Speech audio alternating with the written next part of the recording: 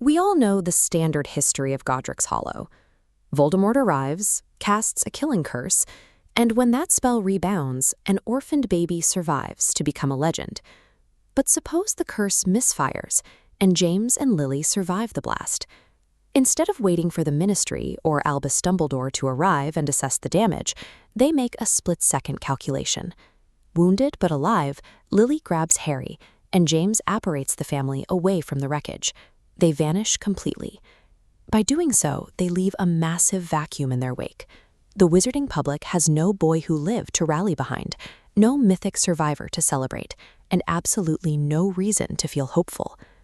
The Ministry of Magic finds an empty, destroyed house. To keep panic from spreading, they suppress the details, pushing a vague narrative of uncertainty, while secretly scrambling for answers. Even Dumbledore comes up empty-handed. His vast network of informants cannot track down the Potters, meaning the broader Wizarding Society is left without its prophesied defense. This branching timeline shows the mechanical effect of Harry's absence. Without him at Hogwarts, the nodal points we expect are crossed off. There is no 11-year-old to stop Quirrell from securing the Sorcerer's Stone, and no 12-year-old to destroy Tom Riddle's diary in the Chamber of Secrets. Because those early interventions never happen, the alternate timeline accelerates. Voldemort's lingering forces consolidate their power without interruption, securing the artifacts and allies necessary for his physical return years ahead of schedule. Removing the primary piece from the board doesn't pause the game. It allows the darkest elements of the society to escalate completely unchecked. For the Potters, life becomes a permanent state of transit. They bounce between remote, safe houses, like this dilapidated cottage, staying far away from wizarding hubs and never lingering long enough to be tracked. Harry's magical education happens entirely in secret. He receives no Hogwarts letter, makes no trips to Diagon Alley to select a wand, and learns spells in whispered sessions behind warded doors.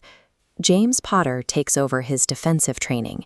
He skips the theory and goes straight to lethal application, drilling Harry by firing rapid curses in darkened woods until dodging hexes becomes muscle memory. Lily enforces strict discipline. She teaches him how to suppress his emotional responses, maintain complete control over his magic, and constantly reminds him exactly why they are forced to live in the shadows. Magic, in this environment, holds no wonder or whimsy. It is a strict, utilitarian tool forged exclusively for survival. Growing up like this means Harry spends his formative years completely cut off from his peers. There are no Quidditch matches, no dorm mates, and zero contact with society. He lacks the validation of being a famous savior. When he looks in the mirror, he doesn't see a chosen hero.